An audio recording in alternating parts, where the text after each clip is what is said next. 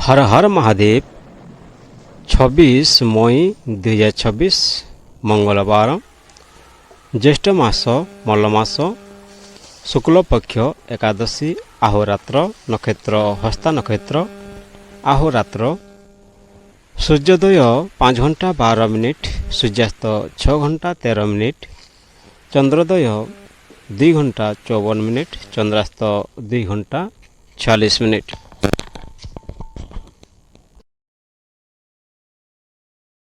जमगंड 9 घंटा 4 मिनिट रु 10 घंटा 44 मिनिट कुलिका काल 12 घंटा 23 मिनिट रु 2 घंटा 3 मिनिट दुर्मुहूर्त 8 घंटा 25 मिनिट रु 9 घंटा 18 मिनिट एवं 11 घंटा 19 मिनिट रु 12 घंटा 2 मिनिट।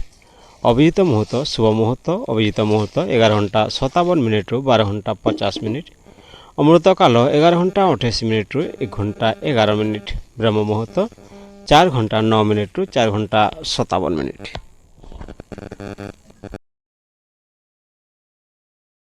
छब्बीस मई 2026 मंगलवार राहु अपराह्न 3 घंटा 42 मिनिट रु 5 घंटा 22 मिनिट समय पर्यंत रहिबो।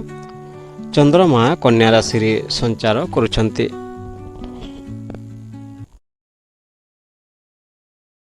मेष राशि 26 मई 2026 रे मंगल ग्रह मेष राशि रे प्रभावशाली अवस्था रही मेष राशि लग्न भाव को प्रभावित करिवे।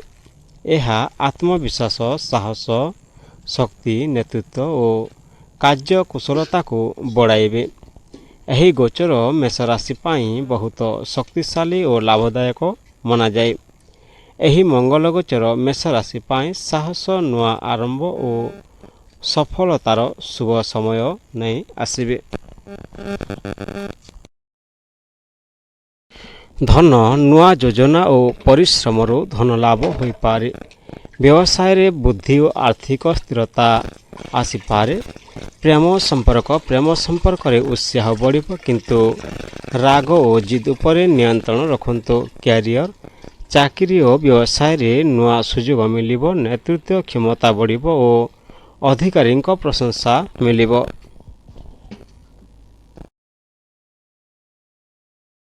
स्वास्थ्य शरीर रे ऊर्जा और शक्ति बढ़िबो किंतु अधिक राग और तोराहुड़ी सतर्क रुहंतु। परिवार और समाज परिवार रे आपणक प्रभाव बढ़िबो। समाज रे साहस और नेतृत्व पाई प्रशंसा मिलिबो। प्रतिकार मंगलवार दिन मंगल ग्रहंक पूजा करंतु। भगवान हनुमान चालीसा पाठ करंतु। लाल वस्तु बा मसूर डाली दान करंतु।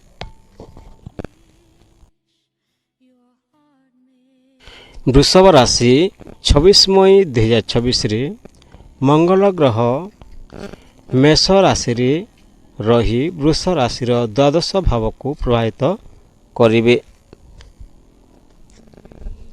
यह खर्च विदेश यात्रा गुप्त कार्य मानसिक चिंता और आध्यात्मिकता को प्रभावित करिवो। यही गोचर वृष राशि पाई सतर्कता और धैर्यर समय हो पारे। यही मंगल गोचर वृष राशि पाई धैर्य सतर्कता और आत्मचिंतन समय रही। धन अनावश्यक खर्च बढ़िबो। विदेश बा यात्रा संपर्कित काम रे धन व्यय हो पारे। धन लेनदेन रे सतर्क रुहंतो।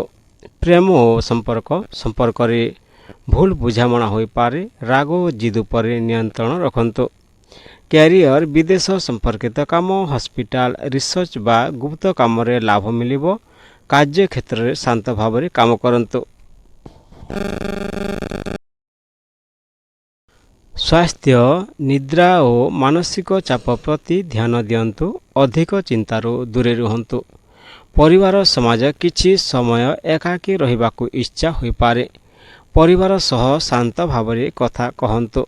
प्रतिकार मंगलवार दिन मंगल ग्रहंक पूजा करंतु। भगवान हनुमान चालीसा पाठ करंतु। लाल वस्तु बा मसूर डाली दान करंतु। मिथुन राशि 26 मई 2026 रे मंगल ग्रह मेष राशि ରହି ମିଥୁନ ରାଶିର ଏକାଦଶ ଭାବକୁ ପ୍ରଭାବିତ କରିବେ। ଏହା ଲାଭ, ଆୟ, ମିତ୍ରତା, ଇଚ୍ଛା ପୂରଣ ଓ ସାମାଜିକ ସଫଳତାକୁ ପ୍ରଭାବିତ କରିବ।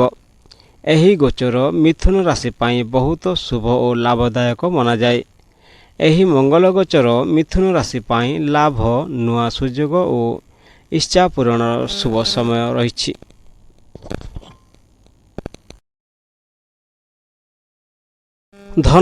ଧନ ଲାଭର ନୂଆ ସୁଯୋଗ ମିଳିବ। ପୁରୁଣା ଅଟକିଥିବା କାମ ସଫଳ ହେବ ଓ ଆୟ ବଢ଼ିବ। ପ୍ରେମ ସମ୍ପର୍କ, ମିତ୍ରତା ପ୍ରେମରେ ପରିଣତ ହୋଇପାରେ। ସମ୍ପର୍କରେ ଉତ୍ସାହ ଓ ଖୁସି ବଢ଼ିବ। କ୍ୟାରିୟର, କାର୍ଯ୍ୟକ୍ଷେତ୍ରରେ ନୂଆ ସୁଯୋଗ ଓ ପ୍ରମୋସନରେ ସମ୍ଭାବନା ରହିଛି। ଟିମ୍ ୱାର୍କ ଓ ନେଟୱାର୍କିଂରୁ ବଡ଼ ଲାଭ ମିଳିବ।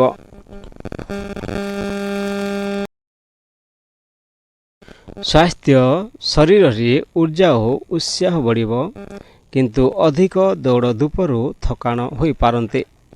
ପରିବାର, ସମାଜ, ମିତ୍ର ଓ ପରିବାର ସହ ଭଲ ସମୟ କାଟିବେ। ସମାଜରେ ଆପଣଙ୍କ ପ୍ରଭାବ ଓ ପରିଚୟ ବଢ଼ିବ। ପ୍ରତିକାର, ମଙ୍ଗଳବାର ଦିନ ମଙ୍ଗଳ ଗ୍ରହଙ୍କ ପୂଜା କରନ୍ତୁ। ଭଗବାନ ହନୁମାନଙ୍କ ଚାଳିଶା ପାଠ କରନ୍ତୁ। ଲାଲ ବସ୍ତୁ ବା ମସୁର ଡାଲି ଦାନ କରନ୍ତୁ।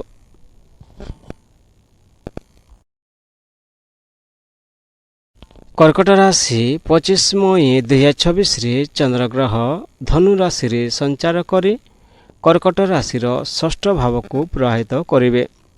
ଏହା ଶତ୍ରୁ, ଋଣ, ସ୍ୱାସ୍ଥ୍ୟ, ପରିଶ୍ରମ ଓ ଦୈନନ୍ଦିନ କାମକୁ ପ୍ରଭାବିତ କରିବ। ଏହି ଗୋଚର କର୍କଟ ରାଶି ପାଇଁ ପରିଶ୍ରମ ଓ ସତର୍କତାର ସମୟ ହୋଇପାରେ। ଏହି ଚନ୍ଦ୍ରଗୋଚର କର୍କଟ ରାଶି ପାଇଁ ପରିଶ୍ରମ, ସତର୍କତା ଓ ଶୃଙ୍ଖଳାର ସମୟ ରହିଛି। ଧନ, ଅନାବଶ୍ୟକ ଖର୍ଚ୍ଚ ବଢ଼ିବ। ଋଣ ଓ ଲେନଦେନରେ ସତର୍କ ରୁହନ୍ତୁ। ପ୍ରେମ ସମ୍ପର୍କ, ଛୋଟ କଥାକୁ ନେଇ ମତଭେଦ ହୋଇପାରେ। ଶାନ୍ତ ଭାବରେ କଥା କହିଲେ ସମ୍ପର୍କ ଭଲ ରହିବ। କ୍ୟାରିୟର, କାର୍ଯ୍ୟକ୍ଷେତ୍ରରେ ପରିଶ୍ରମ ବଢ଼ିବ, କିନ୍ତୁ ଧୈର୍ଯ୍ୟ ଓ ନିୟମିତ କାମ ଆପଣଙ୍କୁ ସଫଳତା ଦେବ।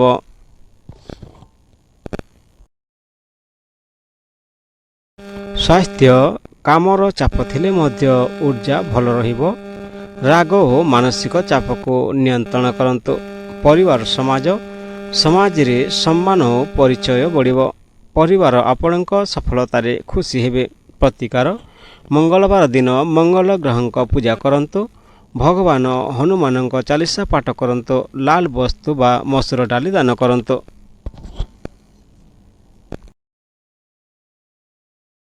ସିଂହ ରାଶି 26 ମଇ 2026ରେ ମଙ୍ଗଳ ଗ୍ରହ ମେଷ ରାଶିରେ ରହି ସିଂହ ରାଶିର ନବମ ଭାବକୁ ପ୍ରଭାବିତ କରିବେ। ଏହା ଭାଗ୍ୟ, ଧର୍ମ, ଉଚ୍ଚ ଶିକ୍ଷା, ଦୀର୍ଘ ଯାତ୍ରା ଓ ଗୁରୁଙ୍କ ଆଶୀର୍ବାଦକୁ ପ୍ରଭାବିତ କରିବ।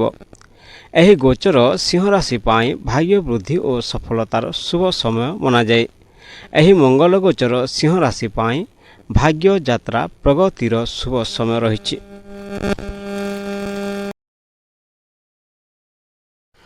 ଧନ, ଭାଗ୍ୟର ସହଯୋଗରେ ଧନ ଲାଭ ହୋଇପାରେ। ବିଦେଶ ବା ଯାତ୍ରା ସମ୍ପର୍କିତ କାମରୁ ଲାଭ ମିଳିବ।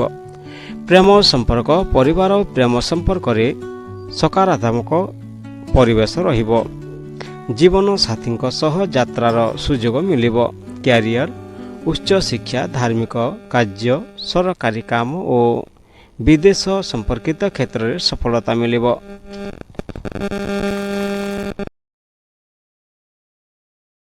ସ୍ୱାସ୍ଥ୍ୟ, ଉର୍ଜା ଓ ଆତ୍ମବିଶ୍ୱାସ ବଢ଼ିବ। ଯାତ୍ରା ସମୟରେ ସତର୍କ ରୁହନ୍ତୁ। ପରିବାର, ସମାଜ, ଗୁରୁଜନ ଓ ବଡ଼ମାନଙ୍କ ଆଶୀର୍ବାଦ ମିଳିବ। ସମାଜରେ ସମ୍ମାନ ବଢ଼ିବ। ପ୍ରତିକାର, ମଙ୍ଗଳବାର ଦିନ ମଙ୍ଗଳ ଗ୍ରହଙ୍କ ପୂଜା କରନ୍ତୁ। ଭଗବାନ ହନୁମାନଙ୍କ ଚାଳିଶା ପାଠ କରନ୍ତୁ। ଲାଲ ବସ୍ତୁ ବା ମସୁର ଡାଲି ଦାନ କରନ୍ତୁ। କନ୍ୟା ରାଶି 26 ମଇ 2026ରେ ମଙ୍ଗଳ ଗ୍ରହ ମେଷ ରାଶିରେ ରହି କନ୍ୟା ରାଶିର ଅଷ୍ଟମ ଭାବକୁ ପ୍ରଭାବିତ କରିବେ। ଏହା ହଠାତ୍ ପରିବର୍ତ୍ତନ, ଗୁପ୍ତ ବିଷୟ, ଦୁର୍ଘଟଣା, ଗବେଷଣା ଓ ଆୟକୁ ପ୍ରଭାବିତ କରିବ। ଏହି ଗୋଚର କନ୍ୟା ରାଶି ପାଇଁ ସତର୍କତା ଓ ଧୈର୍ଯ୍ୟର ସମୟ ହୋଇପାରେ। ଏହି ମଙ୍ଗଳ ଗୋଚର କନ୍ୟା ରାଶି ପାଇଁ ସତର୍କତା, ଧୈର୍ଯ୍ୟ ଓ ଆତ୍ମନିୟନ୍ତ୍ରଣର ସମୟ ରହିଛି।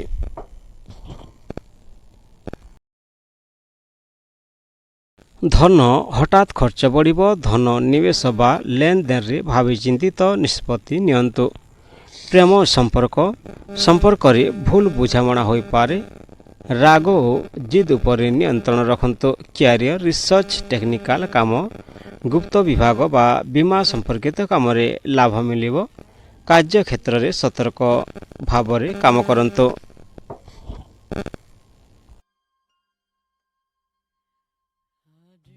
ସ୍ୱାସ୍ଥ୍ୟ ପ୍ରତି ଅବହେଳା କରନ୍ତୁ ନାହିଁ। ଚୋଟ ବା ଥକାଣର ସମ୍ଭାବନା ରହିଛି। ପରିବାର ସମାଜ ପରିବାରରେ ଛୋଟ କଥାକୁ ନେଇ ତର୍କ ହୋଇପାରେ। ଶାନ୍ତ ମନ ରଖିଲେ ସମସ୍ୟା କମିବ। ପ୍ରତିକାର, ମଙ୍ଗଳବାର ଦିନ ମଙ୍ଗଳ ଗ୍ରହଙ୍କ ପୂଜା କରନ୍ତୁ। ଭଗବାନ ହନୁମାନଙ୍କ ଚାଳିଶା ପାଠ କରନ୍ତୁ। ଲାଲ ବସ୍ତୁ ବା ମସୁର ଡାଲି ଦାନ କରନ୍ତୁ।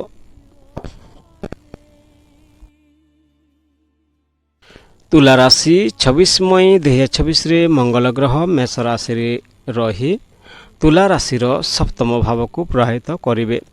ଏହା ବିବାହ, ଜୀବନସାଥୀ, ସହଭାଗିତା, ବ୍ୟବସାୟିକ ସମ୍ପର୍କ ଓ ଜନସମ୍ପର୍କକୁ ପ୍ରଭାବିତ କରିବ। ଏହି ଗୋଚର ତୁଲା ରାଶି ପାଇଁ ସମ୍ପର୍କ ଓ ସହଯୋଗରେ ସତର୍କତାର ସମୟ ରହିଛି। ଏହି ମଙ୍ଗଳ ଗୋଚର ତୁଲା ରାଶି ପାଇଁ ସମ୍ପର୍କ, ସହଯୋଗ, ଧୈର୍ଯ୍ୟର ସମୟ ନେଇ ଆସିବ। ଧନ ସହଭାଗିତା, ବ୍ୟବସାୟରୁ ଲାଭ ମିଳିବ, କିନ୍ତୁ ଧନ ଲେନଦେନରେ ସତର୍କ ରୁହନ୍ତୁ। ପ୍ରେମ ସମ୍ପର୍କ, ଜୀବନସାଥୀ ବା ପ୍ରେମ ସମ୍ପର୍କରେ ଛୋଟ ମତଭେଦ ହୋଇପାରେ। ରାଗ ଉପରେ ନିୟନ୍ତ୍ରଣ ରଖିଲେ ସମ୍ପର୍କ ଭଲ ରହିବ। କ୍ୟାରିୟର, ବ୍ୟବସାୟିକ ସହଭାଗିତା ଓ ଜନସମ୍ପର୍କ କାମରେ ସଫଳତା ମିଳିବ। ନୂଆ ଚୁକ୍ତି ବା ଡିଲରେ ସତର୍କ ରୁହନ୍ତୁ। ସ୍ୱାସ୍ଥ୍ୟ, ମାନସିକ ଚାପ ଓ ରାଗରୁ ଦୂରେ ରୁହନ୍ତୁ। ସମୟରେ ବିଶ୍ରାମ ନିଅନ୍ତୁ। ପରିବାର ଓ ସମାଜରେ ସମନ୍ୱୟ ରଖିବା ଆବଶ୍ୟକ। ଶାନ୍ତ ବ୍ୟବହାର ଆପଣଙ୍କ ପାଇଁ ଲାଭଦାୟକ ହେବ।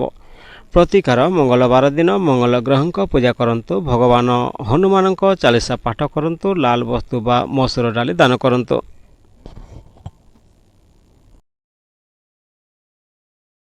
ବିଛା ରାଶି 26 ମଇ 2026ରେ ମଙ୍ଗଳ ଗ୍ରହ ମେଷ ରାଶିରେ ରହି ବିଛା ରାଶିର ଷଷ୍ଠ ଭାବକୁ ପ୍ରଭାବିତ କରିବେ। ଏହା ଶତ୍ରୁ, ଋଣ, ରୋଗ, ପ୍ରତିଯୋଗିତା ଓ କାର୍ଯ୍ୟକ୍ଷେତ୍ରର ସଂଘର୍ଷକୁ ପ୍ରଭାବିତ କରିବ। ଏହି ଗୋଚର ବିଛା ରାଶି ପାଇଁ ବିଜୟ ଓ ସଂଘର୍ଷରେ ସଫଳତାର ସମୟ ମନାଯାଏ। ଏହି ମଙ୍ଗଳ ଗୋଚର ବିଛା ରାଶି ପାଇଁ ସଂଘର୍ଷରେ ବିଜୟ, ପରିଶ୍ରମ ଫଳ ମିଳିବ। ଧନ, ପୁରୁଣା ଋଣ ଶୋଧ କରିବାର ସୁଯୋଗ ମିଳିବ। ପରିଶ୍ରମ ଦ୍ୱାରା ଧନ ଲାଭ ହେବ। ପ୍ରେମ ସମ୍ପର୍କ, ଛୋଟ କଥାକୁ ନେଇ ତର୍କ ହୋଇପାରେ। ଶାନ୍ତ ଭାବରେ କଥା କହିଲେ ସମ୍ପର୍କ ଭଲ ରହିବ। କ୍ୟାରିୟର, ଚାକିରି ଓ ପ୍ରତିଯୋଗିତାମୂଳକ କ୍ଷେତ୍ରରେ ସଫଳତା ମିଳିବ। ଶତ୍ରୁ ବା ବିରୋଧୀଙ୍କ ଉପରେ ବିଜୟ ମିଳିବ।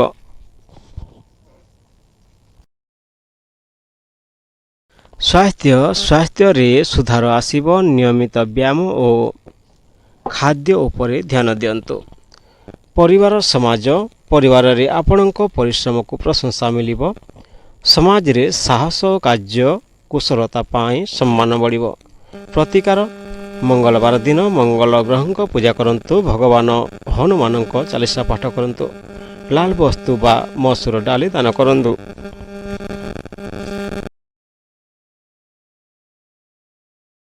ଧନୁ ରାଶି 26 ମଇ 2026ରେ ମଙ୍ଗଳ ଗ୍ରହ ମେଷ ରାଶିରେ ରହି ଧନୁ ରାଶିର ପଞ୍ଚମ ଭାବକୁ ପ୍ରଭାବିତ କରିବେ। ଏହା ଶିକ୍ଷା, ପ୍ରେମ, ସନ୍ତାନ, ସୃଜନଶୀଳତା ଓ ବୁଦ୍ଧିକୁ ପ୍ରଭାବିତ କରିବ।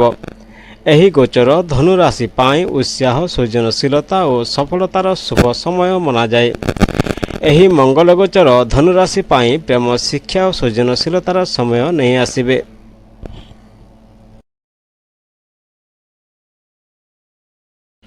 ଧନ, ନୂଆ ଯୋଜନା ଓ ବୁଦ୍ଧିମତ୍ତାରୁ ଧନ ଲାଭ ହୋଇପାରେ। ନିବେଶରେ ଲାଭର ସମ୍ଭାବନା ରହିଛି, କିନ୍ତୁ ଭାବି ଚିନ୍ତିତ ନିଷ୍ପତ୍ତି ନିଅନ୍ତୁ। ପ୍ରେମ ସମ୍ପର୍କ, ପ୍ରେମ ସମ୍ପର୍କରେ ଉତ୍ସାହ ରୋମାନ୍ସ ବଢ଼ିବ। ଅବିବାହିତଙ୍କ ଲୋକଙ୍କ ପାଇଁ ନୂଆ ସମ୍ପର୍କର ସୁଯୋଗ ଆସିବ। କ୍ୟାରିୟର, ଶିକ୍ଷା, କ୍ରିଏଟିଭ୍ କାମ, ମିଡ଼ିଆ ଓ କଳା କ୍ଷେତ୍ରରେ ସଫଳତା ମିଳିବ। ସ୍ୱାସ୍ଥ୍ୟ, ଊର୍ଜା ଓ ଆତ୍ମବିଶ୍ୱାସ ବଢ଼ିବ। ଅଧିକ ଉତ୍ସାହରେ ତୋରାହୁଡ଼ି କରିବାକୁ ବଞ୍ଚନ୍ତୁ। ପରିବାର, ସମାଜ, ସନ୍ତାନ ପକ୍ଷରୁ ଖୁସିର ଖବର ମିଳିବ। ପରିବାରରେ ଆନନ୍ଦ ଓ ଉତ୍ସବର ପରିବେଶ ରହିବ। ପ୍ରତିକାର, ମଙ୍ଗଳବାର ଦିନ ମଙ୍ଗଳ ଗ୍ରହଙ୍କ ପୂଜା କରନ୍ତୁ। ଭଗବାନ ହନୁମାନଙ୍କ ଚାଳିଶା ପାଠ କରନ୍ତୁ। ଲାଲ ବସ୍ତୁ ବା ମସୁର ଡାଲି ଦାନ କରନ୍ତୁ। ମକର ରାଶି 26 ମଇ 2026ରେ ମଙ୍ଗଳ ଗ୍ରହ ମେଷ ରାଶିରେ ରହି ମକର ରାଶିର ଚତୁର୍ଥ ଭାବକୁ ପ୍ରଭାବିତ କରିବେ। ଏହା ଘର, ପରିବାର, ଯାନବାହନ, ଜମି ଜାଗା ଓ ମାନସିକ ଶାନ୍ତିକୁ ପ୍ରଭାବିତ କରିବ। ଏହି ଗୋଚର ମକର ରାଶି ପାଇଁ ମିଶ୍ରିତ ଫଳଦାୟକ ହୋଇପାରେ। ଏହି ସମୟ ଏହି ମଙ୍ଗଳ ଗୋଚର ମକର ରାଶି ପାଇଁ ଘରୋଇ ଜୀବନ, ସମ୍ପତ୍ତି ଓ ଧୈର୍ଯ୍ୟର ପରୀକ୍ଷା ସମୟ ରହିଛି।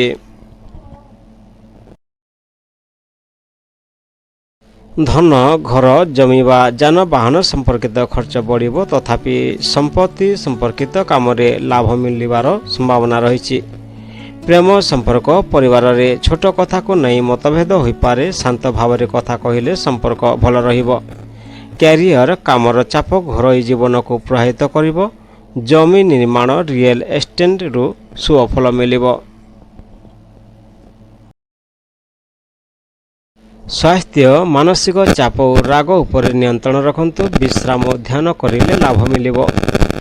ପରିବାର, ସମାଜ, ମାତାଙ୍କ ସ୍ୱାସ୍ଥ୍ୟ ପ୍ରତି ଧ୍ୟାନ ଦିଅନ୍ତୁ। ପରିବାର ସହ ସମୟ କାଟିବା ଆବଶ୍ୟକ। ପ୍ରତିକାର, ମଙ୍ଗଳବାର ଦିନ ମଙ୍ଗଳ ଗ୍ରହଙ୍କ ପୂଜା କରନ୍ତୁ। ଭଗବାନ ହନୁମାନଙ୍କ ଚାଳିଶା ପାଠ କରନ୍ତୁ। ଲାଲ ବସ୍ତୁ ବା ମସୁର ଡାଲି ଦାନ କରନ୍ତୁ।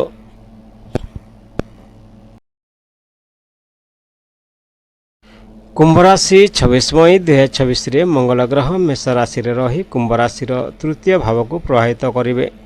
ଏହା ସାହସ, ପରାକ୍ରମ, ଯାତ୍ରା, ଯୋଗାଯୋଗ, ଭାଇ ଭଉଣୀ ଓ ନୂଆ ପ୍ରୟାସର ପ୍ରଭାବିତ କରିବ। ଏହି ଗୋଚର କୁମ୍ଭ ରାଶି ପାଇଁ ସାହସ ଓ ପ୍ରଗତିର ଶକ୍ତିଶାଳୀ ସମୟ ମନାଯାଏ। ଏହି ମଙ୍ଗଳ ଗୋଚର କୁମ୍ଭ ରାଶି ପାଇଁ ସାହସ, ଯୋଗାଯୋଗ, ଶୁଭଫଳ ମିଳିବ।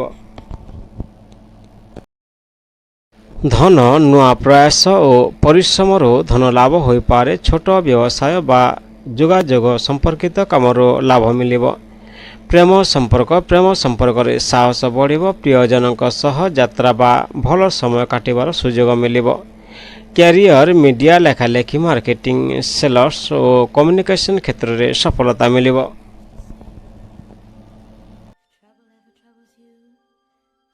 ସ୍ୱାସ୍ଥ୍ୟ, ଶରୀରରେ ଊର୍ଜା ଓ ଆତ୍ମବିଶ୍ୱାସ ବଢ଼ିବ। ଅଧିକ ଦୌଡ଼ଧୂପରୁ ଥକାଣ ହୋଇପାରେ। ପରିବାର, ସମାଜ, ଛୋଟ ଭାଇ ଭଉଣୀଙ୍କ ସହ ସମ୍ପର୍କ ଭଲ ରହିବ।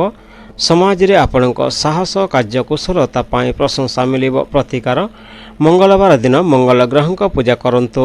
ଭଗବାନ ହନୁମାନଙ୍କ ଚାଳିଶା ପାଠ କରନ୍ତୁ। ଲାଲ ବସ୍ତୁ ବା ମସୁର ଡାଲି ଦାନ କରନ୍ତୁ।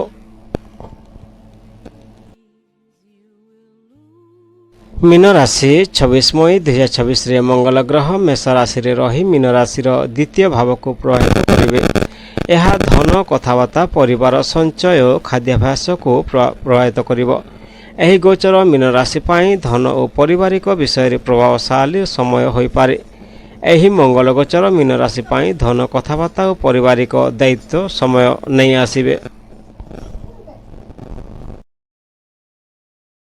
ଧନ ଲାଭର ସୁଯୋଗ ମିଳିବ। ନୂଆ ଆୟ ଉତ୍ସ ସୃଷ୍ଟି ହେବାର ସମ୍ଭାବନା ରହିଛି, କିନ୍ତୁ ଅନାବଶ୍ୟକ ଖର୍ଚ୍ଚରୁ ସତର୍କ ରୁହନ୍ତୁ।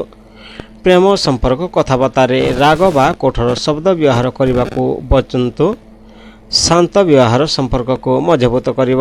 କ୍ୟାରିୟର, ବ୍ୟବସାୟ, ଫାଇନାନ୍ସ, ଭାଷଣ, ମାର୍କେଟିଂ ଓ ପାରିବାରିକ ବ୍ୟବସାୟରେ ଲାଭ ମିଳିବ। ସ୍ୱାସ୍ଥ୍ୟ, ଖାଦ୍ୟାଭ୍ୟାସ ଉପରେ ଧ୍ୟାନ ଦିଅନ୍ତୁ। ଅଧିକ ତେଲ ଓ ଜ୍ୱାଳାମୟ ଖାଦ୍ୟରୁ ଦୂରେ ରୁହନ୍ତୁ। ପରିବାର ଓ ସମାଜ, ପରିବାରରେ ଆପଣଙ୍କ ଦାୟିତ୍ୱ ବଢ଼ିବ। ଶାନ୍ତ ଓ ମଧୁର ବ୍ୟବହାର ପରିବାରରେ ସମ୍ମାନ ବଢ଼ାଇବ। ପ୍ରତିକାର, ମଙ୍ଗଳବାର ଦିନ ମଙ୍ଗଳ ଗ୍ରହଙ୍କ ପୂଜା କରନ୍ତୁ। ଭଗବାନ ହନୁମାନଙ୍କ ଚାଳିଶା ପାଠ କରନ୍ତୁ। ଲାଲ ବସ୍ତୁ ବା ମସୁର ଡାଲି ଦାନ କରନ୍ତୁ। ଭିଡ଼ିଓକୁ ଶେଷ ପର୍ଯ୍ୟନ୍ତ ଦେଖିଥିବାରୁ ଧନ୍ୟବାଦ। ହର ହର ମହାଦେବ, ବନ୍ଦେ ମାତାରାମ।